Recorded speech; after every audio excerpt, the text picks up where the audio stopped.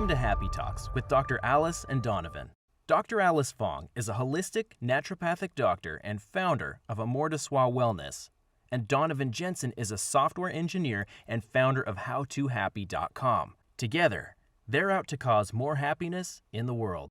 Hello, everyone. Welcome to Happy Talks. My name is Dr. Alice, and this is my awesome co-host, Donovan. And today we are going to be talking about how to stop feeling overwhelmed. I've been there plenty of times myself, and I'm sure Donovan has as well. So, Donovan, what are your initial thoughts when it comes to dealing with overwhelm? So the first thing that comes to mind for me is sort of how you end up feeling that way. And in my experience, it's kind of a combination of two things. One of those things is sort of, my baseline or how I'm feeling or where I'm at. Sort of like if I've slept, have I been eating, have I been doing the things that I'm supposed to be doing to keep my body and mind running smooth. And then the second factor that kind of cross plays against that is how much stuff do I have going on in a particular day or a short period of time. And so, once those two things get offset in a way that are multiplied together, basically, then I start feeling overwhelmed. So, if I don't sleep, then it doesn't take very much, or it takes less to be like, oh, this is way too much to do. I can't believe it. Like, how am I going to organize my day? As opposed to when I do sleep, I can handle a lot more. But there are definitely times when I'm still feeling good and still feel way overwhelmed. I'd be curious what some of your initial thoughts are. Yeah, well, I definitely concur with that idea of not getting enough rest to increase the likelihood of feeling overwhelmed. I definitely know when my well-being isn't intact, it's just much more likely.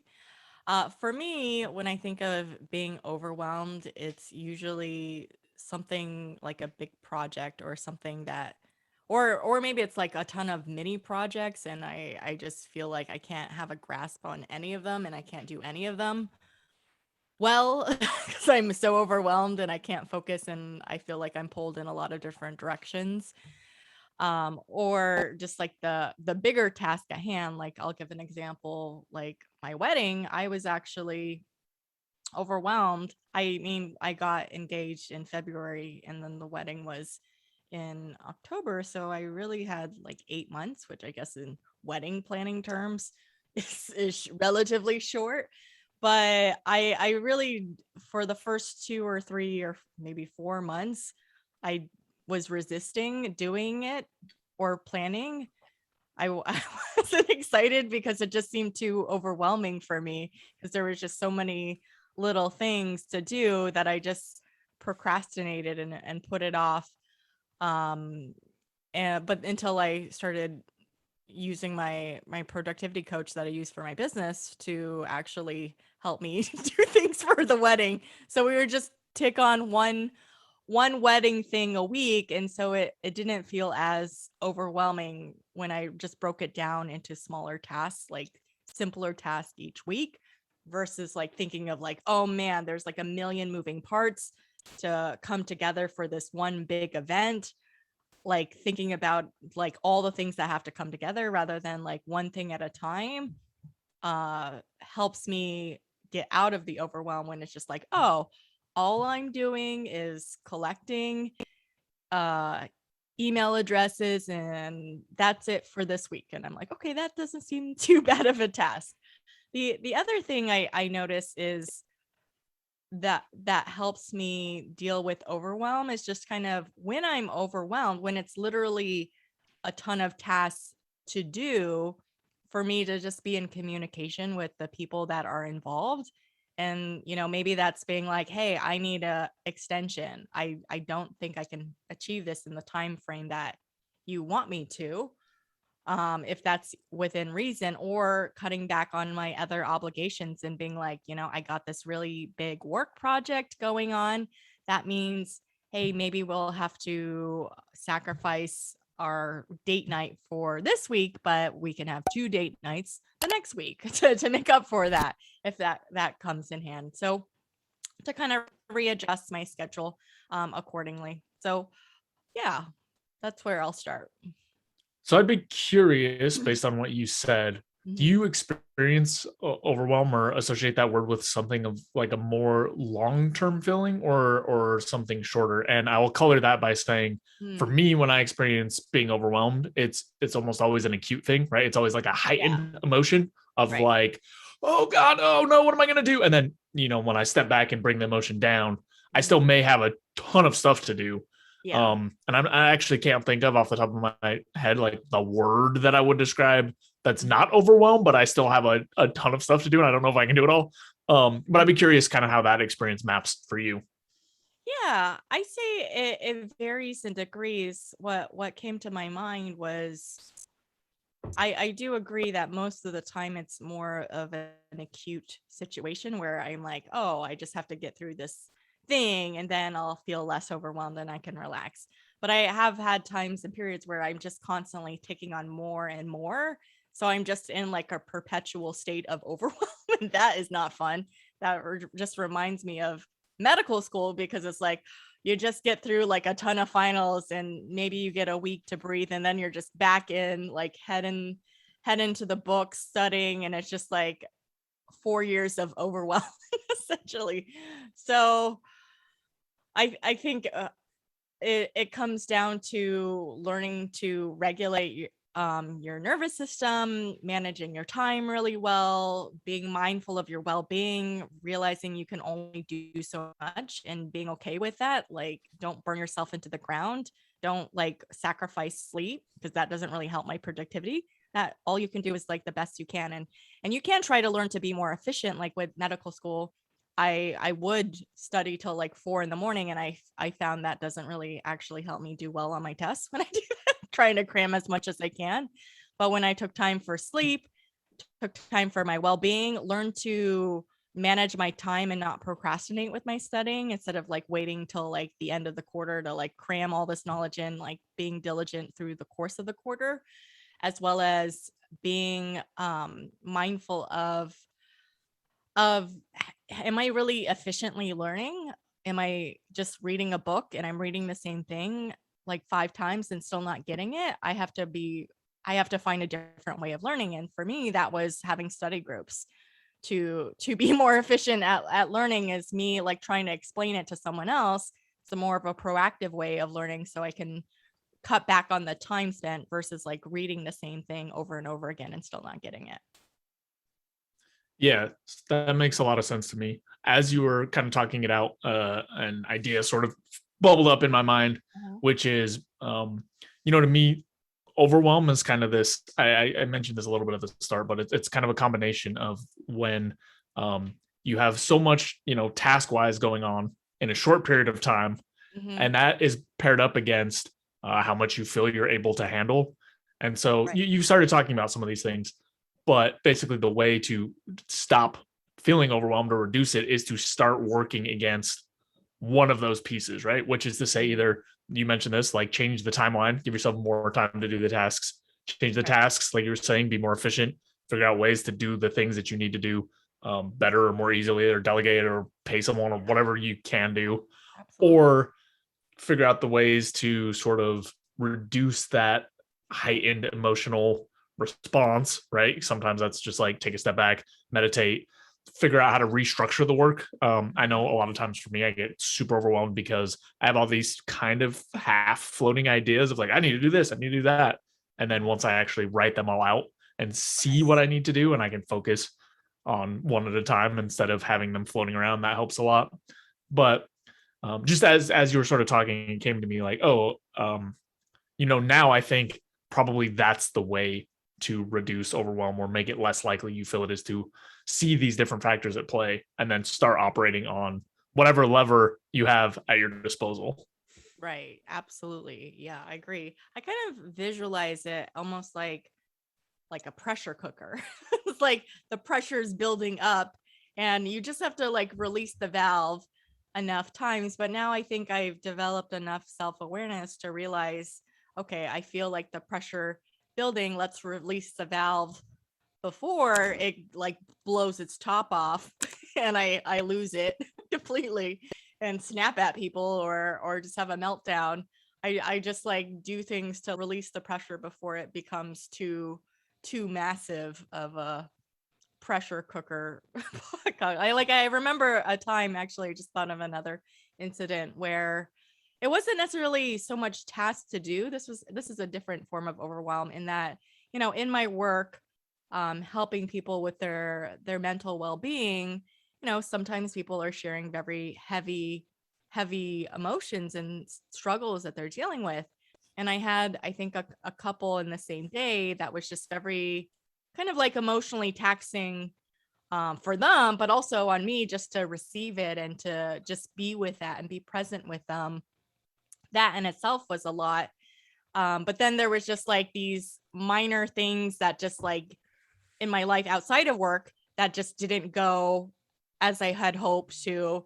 It just like threw me off. But I think on top of like that emotional like experience, plus these like little things that normally wouldn't phase me, but that day, because I was just like overwhelmed with emotion, these minor things, I don't even remember what they were. I remember by the end of the day, I was just like in tears. I can't handle life anymore. And I just like needed to cry. And my partner was like, what happened? And I was like, nothing major happened. It was just this silly thing, but I just feel like I need to stop. And he was very understanding. And I just was like, I just need to be in my room, lie down on the bed, be quiet, and just not talk to anyone. If anyone asks me for anything, I just don't have the capacity to do that. I just need to like decompress and just release that, to kind of refuel myself. And I think that those types of incidences rarely happen, but I know when I'm feeling, whether it's like emotional overwhelm versus like situational task overwhelm, I recognize either form of overwhelm and kind of like communicate like, I need a step back and I need a break, and please don't ask me for anything right now because I will like flip out or something like that. Yeah. Yeah, to me, they kind of are very similar in the sense that there's one pathway where you can end up overwhelmed because of emotional exhaustion, Mm-hmm. and there's another pathway where, I mean, I guess that is generally what it is, right? There's just too Right. much going on to handle emotionally, Right. but there can be a piece from like experiencing heavy emotions or processing them or whatever else. But there can also be this piece of just like, or at least the way that I've experienced it most often is just like logistic overwhelm or something. Like it's still sort of the same because at a certain point, just emotionally, I can't keep up with all of the stuff going on. Yeah. But yeah, that is a really good point, that there are sort of subtle flavors of overwhelm that can come up. And that leads me into something I kind of wanted to ask about that you touched on a little bit, but it's sort of like, okay, if you are already overwhelmed, right? Because the pressure cooker stuff is sort of like, hey, if we can get ahead of it, if we can catch it and let off some of the pressure, awesome. But I would like to shift a little bit into like the, hey, I'm there. I'm in the middle of feeling overwhelmed. Yeah. And one thing that I kind of want to seed the conversation with is something that I've experienced and definitely seen a lot, where people start getting overwhelmed and then refuse to take any sort of a break or a breather or do anything to reconnect because they're so stuck in this loop of like, well, I don't have time to do stuff. Like I don't have enough time to do the things I need to do. You really think I'm going to lay down for a minute or that I'm going to do breathing or whatever? So I would be curious on your thoughts around sort of that situation to start with. Mm-hmm. I have recognized, because I am totally guilty of being that person that was like, I don't have time to rest or meditate or do those things. I got like shit to do. It's like, there's no time for that.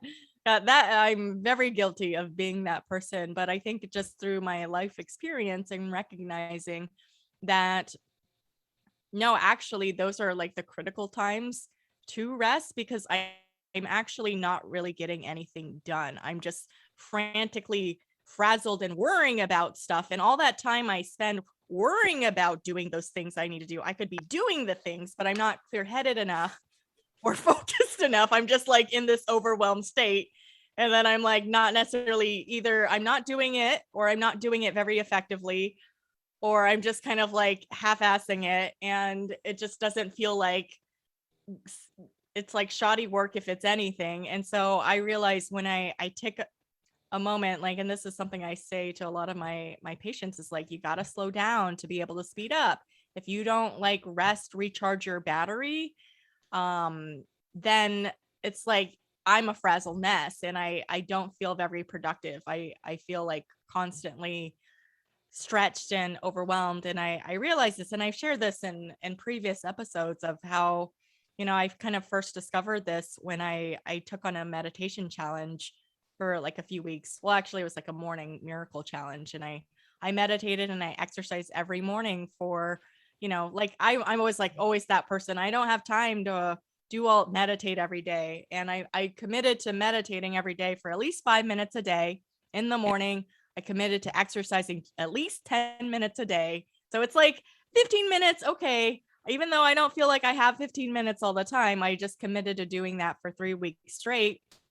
And I noticed I was way more focused and clear headed and just way more productive and way less like the frazzled mess that I usually am. So that had convinced me that it's worthwhile to take that time out because it actually helps me feel more focused and energized and not like a frazzled mess, that I can get more done and not spend like a ridiculous amount of time worrying about all the things I have to get done. That maps really well onto my sort of experience. I was hoping maybe you had some magic answer that's better than I just kind of learned that Yeah. continuing to freak out doesn't help, and eventually No, got it to the doesn't really point help. where Yeah. I force myself to take breaks and whatnot. But Right. that's sort of the same thing. Is just over time with experience, I've gotten more and more clear on once I'm in that heightened state of overwhelm, I'm not getting anything done. And if I am making progress, it is very slow and not very quality. Yeah. So the other thing that kind of helped me a lot was realizing that sort of these breaks or like switching to breathing or doing something else can be really short, or like Yeah. organizing the tasks. Like Right. it really doesn't have to take long at all. Mhm. I have seen positive benefits as short as just breathing for 1 minute, right? And like when I'm really in the middle of it. Yeah. And realistically, I'm not going to get anything substantial done in that minute, but the minute or the benefits that I get from spending that on just redirecting to breathing, like deep breathing and relaxing for even 1 minute is way, way, way better than what I would get if I just continued working and pushing and whatnot. So that's one thing that helped me is realizing that it can be very, very small. And it goes into the same bucket as organizing, because sometimes, like I said, it's just all this stuff in my head. Same thing, like jot out a list in 30 seconds and see the tasks there. And then I don't know if this happens to you, but a lot of times when I'm feeling overwhelmed, I get in this really bad loop of doing like 1/20th of each task and just like switching between them because I'm freaking out. And I'm like, I need to write this document. And I write like a sentence here, and then I'm like, no, I have to answer this email. And then I write like a sentence to the email, or like reread an email that I already read 4 times, and then that too. just go back and forth between things. So that's another piece of it, is even in just a minute or two, just kind of jotting out sort of like, okay, this is the plan and this is the next thing I'm focusing on, really helps let out a bunch of those ideas.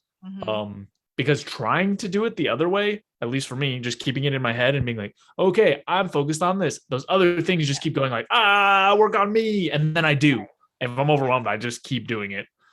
So those are some of the pieces. But yeah, the biggest one was just recognizing over time, like I am not, or just getting more in tune with my emotions, I guess. Just being able to more clearly realize, oh, I'm in a very heightened state of being overwhelmed and I'm not thinking clearly and I can't function as well as I normally do.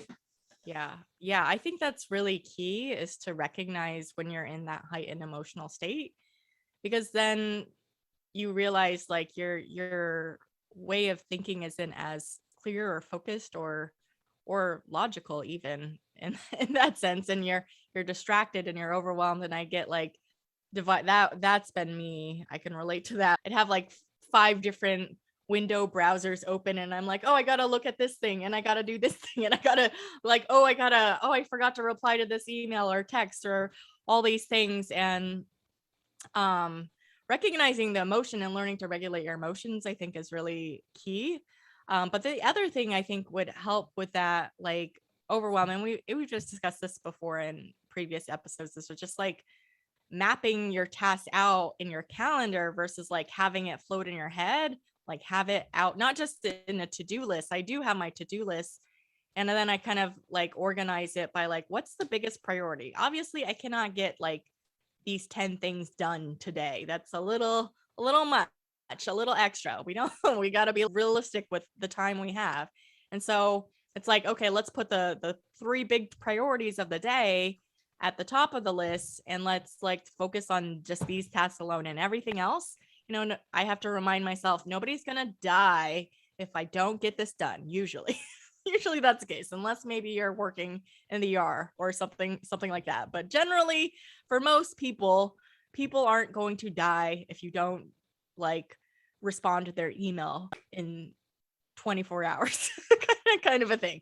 So it's recognizing that, yeah, having some sort of system to implement and to prioritize and to put those priorities in the calendar, and just like, instead of being like, oh, I never got enough done, I'm always in this overwhelmed state, just like when you focus on like 1, maybe it's 2, or maybe it's 3 things, like I'd say at max 3 things a day, then you start to feel accomplished out of the day, rather than just like, oh, I never ever get my list ever done. Well, that's maybe because you have a list that's impossible to get done in a day.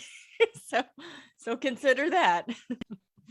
I think another piece that leads right into it, along with sort of getting organized, is also setting boundaries or getting organized around the types of notifications or inputs that you're getting. Because I also know a lot of the times that I get overwhelmed, I'm like working on something and I'm doing fine, and then someone messages me at work, and then someone texts me and needs something, and then someone else texts me and needs something, and it goes back to what you mentioned, which like in the moment, it can feel like, oh, all of these things are super important and I need to do them right now. Right. But realistically, 99+% of the time, those texts are going to be fine if they don't get answered for a few hours. The work messages are going to be fine if they don't get answered for a few hours.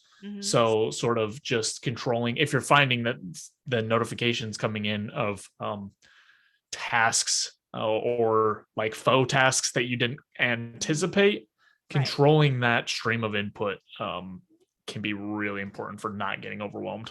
Right. Yeah. And I, when those, because it's like messages are going to come in and I have the urgency to like be like, oh, I got to respond to it, because if I don't, then I'm going to forget and then it's going to fall off my radar. And that's me. I'm guilty of like forgetting to reply back.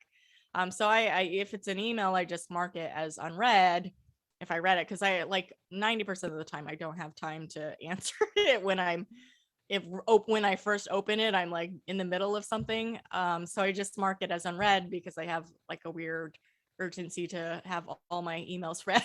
So that helps being able to get to it eventually, maybe at the end of my day when I have time. Or the other thing is just like putting it on like, okay, so I don't forget, I'll just put it on my Trello board to-do list and I'll get to it when I get to it. But at least there's like a reminder there for later for me to do it. Yeah. And I think a lot of people have really good success with sort of batching it or putting a specific time to do it. Or, I mean, it's kind of like what you already mentioned, but setting some sort of either like, okay, when I get this done, I will go through all my emails and answer all them, or I take a break every hour and a half or however long. During that time, I'll knock out a couple emails. But if you're trying to do everything that comes in as it comes in, maybe some people are really efficient at that, but for the most part, you're actually going to lose some productivity because you have to switch so often. There is a bunch of research around multitasking that shows that even though a lot of people think they're really good at it, you still are generally less effective if you're switching a lot. So especially if you're doing tiny blocks of like, oh, I work on this for 5 minutes, then I answer some messages for 5 minutes, then I go back to working on it. If you have to do anything creative or deep sort of work, you can probably still get it done that way, but you're losing out on some efficiency. Oh, absolutely. Yeah. Yeah. I try to limit it. I've heard, and I'm not always great at doing this, but just like, just having to maybe like half-hour blocks in the day, or how many messages you get, and just checking your messages and responding in those blocks of time.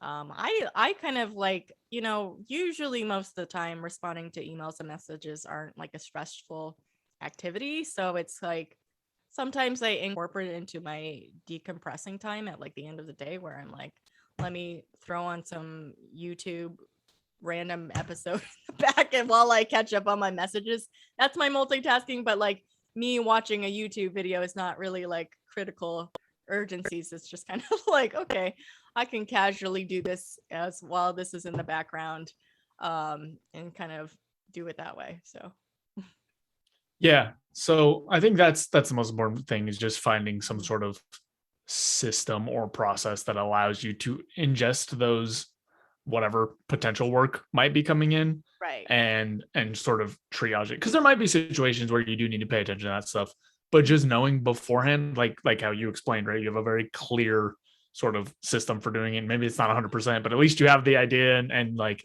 know what to do. I think that helps a lot with the overwhelm situation too, because then instead of going, oh God, like I just got this message that I need to answer, and I need to write this thing, and I need to call this person, you already sort of have the priorities settled beforehand. So barring an actual real emergency, like something serious that has to take your time, you're not going to feel pulled away from sort of what you already had planned, or what you thought you were going to work on for the day. Because I know that also can really drag people under when they have this really nice pristine plan and something else comes in and they don't have a way to prioritize it, and then it's just the stress of like, oh God, which thing am I supposed to work on? But Right. if you already have that sorted out, then that stress shouldn't show up. Yeah, I agree. And yeah, I like you had mentioned, kind of circling back to something you had said before, was the notifications, that I just wanted to expand upon a little bit, because I still have my notifications on for my emails. I don't always check them right away, just because, in case it's urgent and business. but for like my social media, and or just like anything, because like all the apps give you an option to turn off your notifications, that I've had to, when it's like, I don't need to know when this person commented on this post that I was tagged in. I don't really care or need to be notified in that, because it's not really urgent. I turned off all my notifications on Clubhouse because people would ping me into rooms all the time, or just like when people would post events, and I was like, I allocate certain amount of time, because it's like one of those things, like any type of social media, whether it's Clubhouse or YouTube or Facebook or Instagram, it can be a really big black hole of sucking your life. And so you get into one, and then it just like, it spirals. And so I have generally allocated, but I have to be a part of social media as a business owner to some degree. So I have to be involved in some ways. So I have very specific times of like, this is when I'll look at it. And that's the only time. If I'm not going to kind of do it just willy-nilly casually and then be sucked into a black hole when I need to be focusing on something else. Yeah, because a lot of the defaults for those types of things I know. are to ramp up engagement as much as possible. Of So course. you have to be very mindful and conscious and actually go in and change some of the stuff to what it is that is actually important to you. And I was also thinking, as we're talking about notifications, sort of on that same page, figuring out ways to sort of mitigate, this incoming stream of information by severity, right? So maybe there are certain things that you do not need notifications for, and you should turn them off, because they could come in, and if you're trying to do other stuff and end up overwhelming you and whatnot. And Right. I don't know if you do something like this, but probably for a situation similar to yours, like it might be like, okay, patients that just need something can email. Patients that are having an urgent problem, here's my phone number. So then you can actually sort of pre-triage sort of the severity of some of the stuff by just sort of the medium that's happening, or how you get notifications, or where, or whatever else, so that you don't feel like, oh no, this patient just called me. Oh wait, they called me with almost nothing at all. This is supposed to be an email. Like, I have the system set up. That could also help to, just again, going back to prioritizing things, setting up sort of the streams of input based on priority.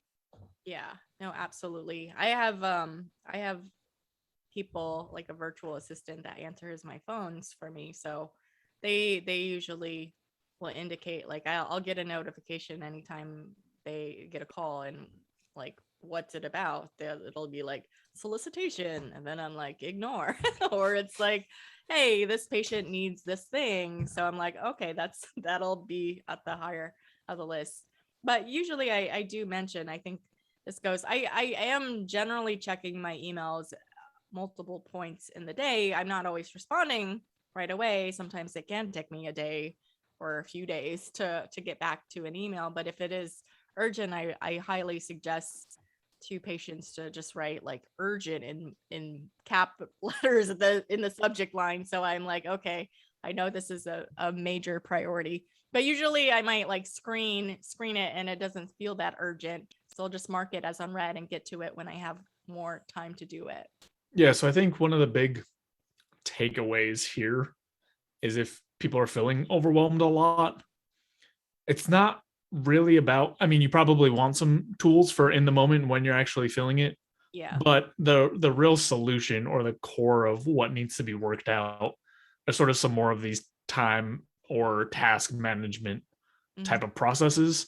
And that doesn't mean that, like, if you've been overwhelmed, that you're not good at these things. Like, you could be doing a lot of this stuff and still have days where, like, you don't sleep, all your patients dump all their emotional baggage on you, and then traffic is horrible, and a bunch of other bad stuff happens, and you feel overwhelmed. Yeah. Like, it's still, it can happen. But I think the core of this is basically these preventative strategies or tools or whatnot, and being more diligent with those, or exploring those more, is going to be way more fruitful than trying to go, okay, I feel overwhelmed, what do I do in the moment? Again, you probably also want some of those, right? You don't want to just be overwhelmed, like, oh god, I don't know what to do, and freak out for the rest of the day.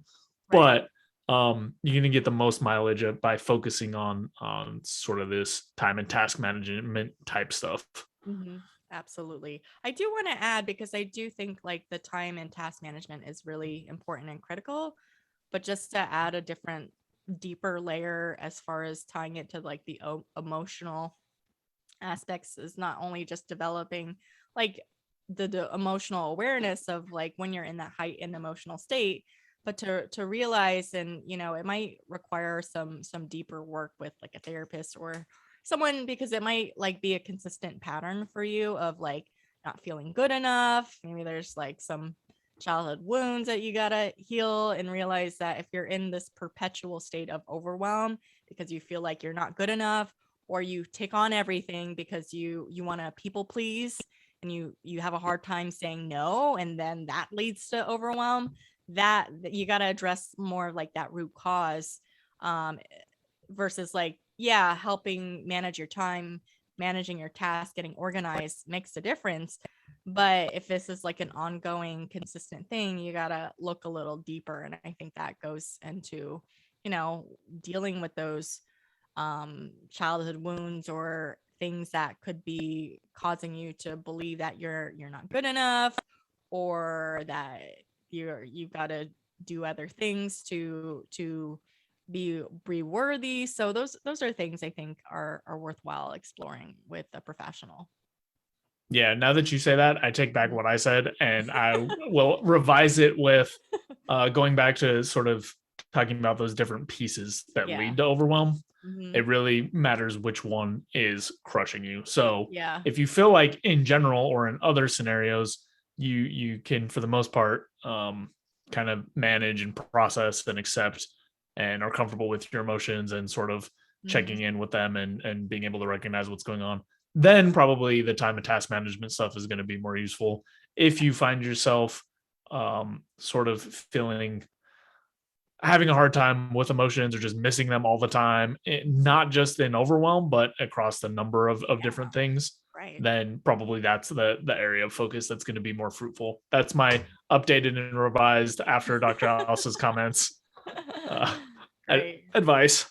All right. Well, yeah, I think we covered the topic pretty well. Any final thoughts?